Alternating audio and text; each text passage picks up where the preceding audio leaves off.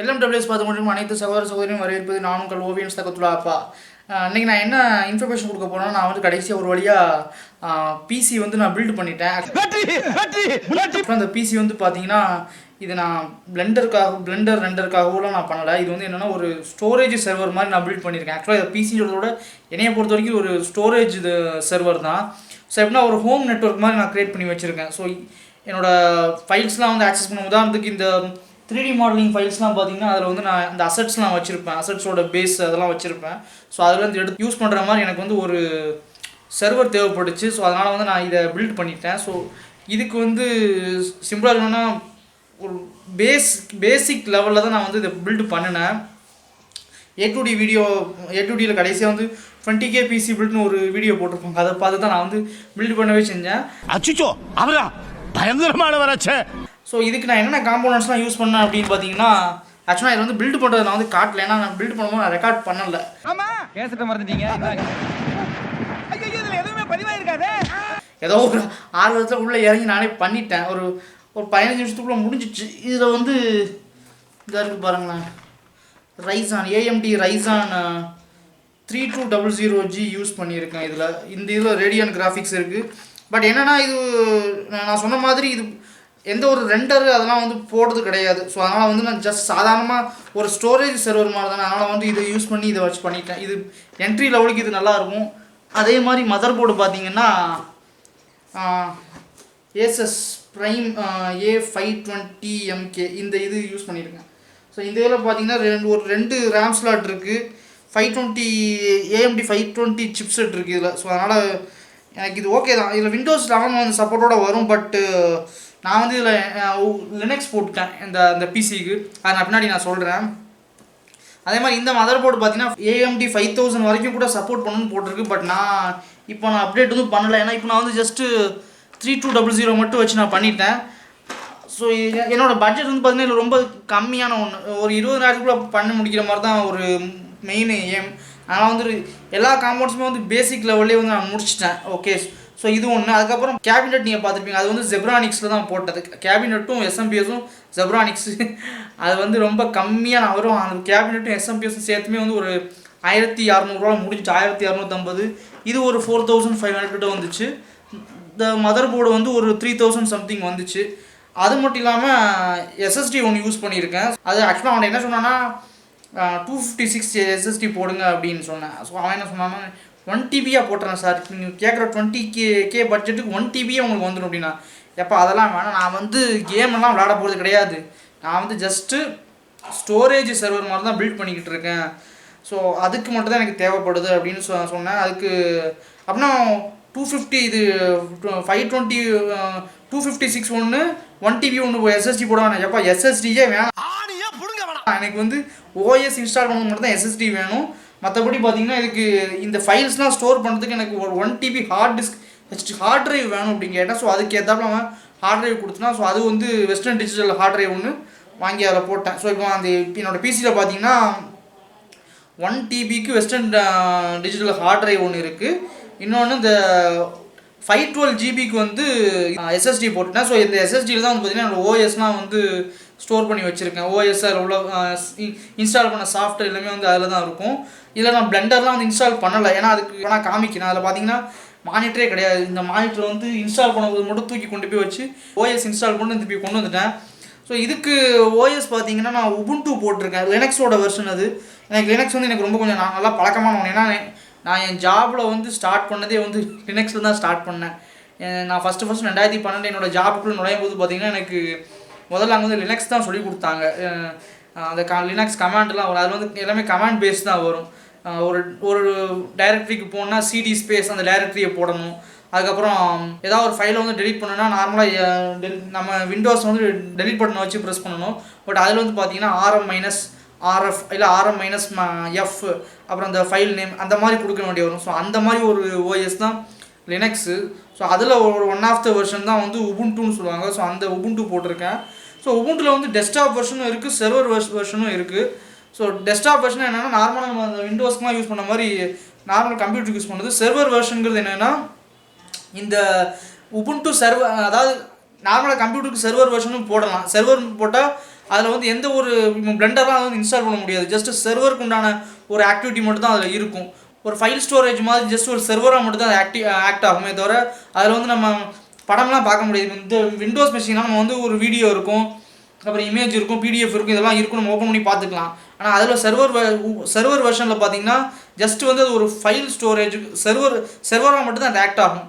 ஏதாவது ஃபைல் வந்து ஸ்டோர் பண்ணிக்கலாம், எடுத்துக்கலாமே தவிர மற்றபடி அதில் GUI பேஸ்ட் பண்ணி எதுவுமே இருக்காது. அதாவது யூசர் இன்டர்ஃபேஸ் பேஸ்ட் பண்ண எந்த ஒரு இதுவுமே இருக்காது. பிளெண்டர்லாம் அதில் வந்து இன்ஸ்டால் பண்ணவே முடியாது. ஸோ அதனால் நான் என்ன பண்ணேன்னா, எப்படின்னா ஃபியூச்சரில் வந்து இதையும் வந்து ஒரு ரெண்டராக யூஸ் பண்ணணும் அப்படின்னு, ரெண்டர் ஃபார்மாக க்ரியேட் பண்ணணும் அப்படின்னு ஒரு பிளான் இருக்குது. அதனால் நான் என்ன பண்ணுறேன்னா, நான் உபுண்டு சர்வருக்கு போகல, உபுண்டு டெஸ்க்டாப் வெர்ஷனுக்கு போயிட்டேன். அதாவது எப்படி நம்ம விண்டோஸ் இன்ஸ்டால் பண்ணியிருக்கோமோ அதே மாதிரி உபுண்டு டெஸ்க்டாப் இருக்குது. ஸோ அந்த இதுக்கு நான் போய் அதை நான் இன்ஸ்டால் பண்ணிட்டேன். ஸோ அதை இன்ஸ்டால் பண்ணிவிட்டு அதை கூட நம்ம சர்வராக யூஸ் பண்ண முடியும். அது எப்படின்னா இந்த ஓப்பன் SSH அப்படின்னு ஒன்று இருக்குது. ஓகே, ஸோ எப்படி அதுக்கு ரொம்ப சிம்பிளான ஒன்று ஈஸியாக சொல்லணும்னா, இங்கே இருந்துக்கிட்டு டெர்மினல் என்னோட விண்டோஸ் கமாண்ட் ப்ராம்ப்ட் இருக்குல்ல, அது மூலமாக வந்து நான் அங்கே உள்ள ஃபைலெல்லாம் வந்து நான் ஆக்சஸ் பண்ணிக்க முடியும். ஸோ அது ஒரு அட்வான்டேஜ் இருக்குது. ஸோ எனக்கு அந்த மானிட்டரே இல்லாமல் இருந்தாலும் பரவாயில்ல, பட் இங்கேருந்து நான் என்னோடய விண்டோஸ் கமாண்ட் ப்ராம்ப்ட் மூலமாக வந்து அங்கே உள்ள ஃபைல்லாம் என்னால் ஆக்சஸ் பண்ண முடியும். ஸோ அதுக்கு அந்த ஓப்பன் SSH கிளைண்ட்டுன்னு ஒன்று இருக்குது. ஸோ அது ஒன்று இன்ஸ்டால் பண்ணிக்கிட்டேன். இப்போ நான் சொல்ல அந்த ஓப்பன் SSH கிளைண்ட், அப்புறம் சாம்பான்னு ஒன்று இருக்குது. சாம்பா பார்த்தீங்கன்னா அது என்ன பண்ணணும்னா, அதுவும் வந்து ஃபைல் ட்ரான்ஸ்ஃபர் தான். இப்போ உதாரணத்துக்கு நம்ம இதில் C டிரைவ் D டிரைவ்னு இருக்கும் நம்மளோட விண்டோஸில் கரெக்டாக. ஸோ அதே மாதிரி நெட்வொர்க் டிரைவ் மேப் பண்ணிக்கலாம். இப்போ என்னோட இந்த இதில் பாருங்களேன், இதில் வந்து C டிரைவ் இருக்குது, D டிரைவ் இருக்குது, கூட பார்த்தீங்கன்னா இங்கே இன்னொன்று இருக்கும், சதக் ஸ்டோரேஜ்னு ஒன்று வச்சுருப்பேன். ஸோ இது என்னென்னு பார்த்தீங்கன்னா, இதுதான் வந்து அந்த நான் PC பில்ட் பண்ணியிருக்கோம்ல அதோட ஸ்டோரேஜ். ஸோ வந்து ஒரு நெட்வொர்க் டிரைவ் மாதிரி வந்து ஆக்சஸ் பண்ணி முடியும். ஸோ எல்லாமே வந்து பார்த்தீங்கன்னா ஒய்ஃபைல தான் ஒர்க் ஆகுது. ஒரு 13 GB வந்து காப்பி ஈஸியாக வந்து நான் என்ன பண்ணுறேன்னா, என்னோட இந்த லேப்டாப்பில் உள்ள காமன் ஃபைல்ஸை ஃபுல்லாக நான் அதில் காப்பி பண்ணிட்டேன்.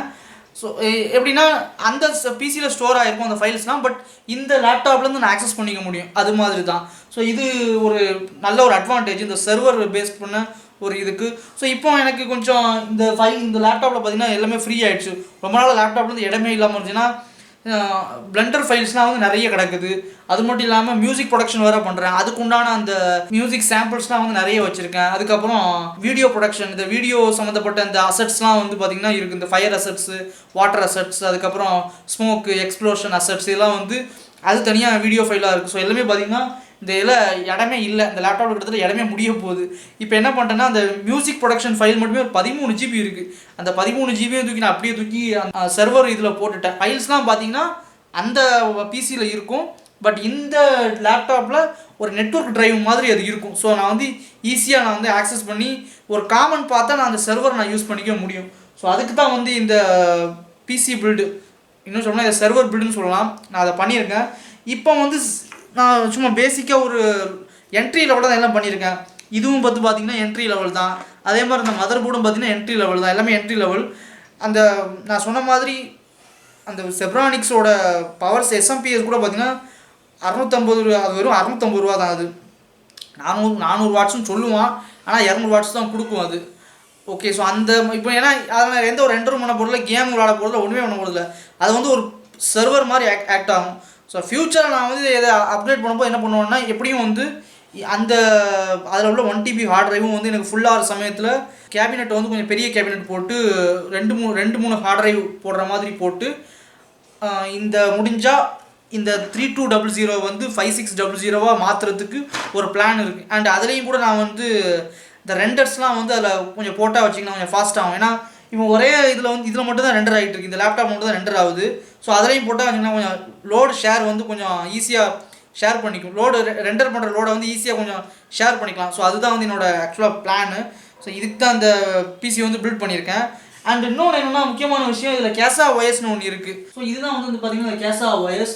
ஸோ இதில் வந்து அந்த இதில் உள்ள அதோட IP அட்ரஸ் நம்ம வந்து இதில் கொடுத்தனா போதும், இதில் உள்ள அந்த சிஸ்டம் ஸ்டேட்டஸ்லாம் பார்த்துக்கலாம் இதில். அண்ட் இதில் பார்த்திங்கன்னா ரேம் எவ்வளோ யூஸ் ஆகுது, CPU எவ்வளோ யூஸ் ஆகுது, அதுக்கப்புறம் நம்மளோட இருக்கிற ட்ரைவு என்னென்ன ட்ரைவ்ஸ்லாம் வந்து இதில் இருக்குது.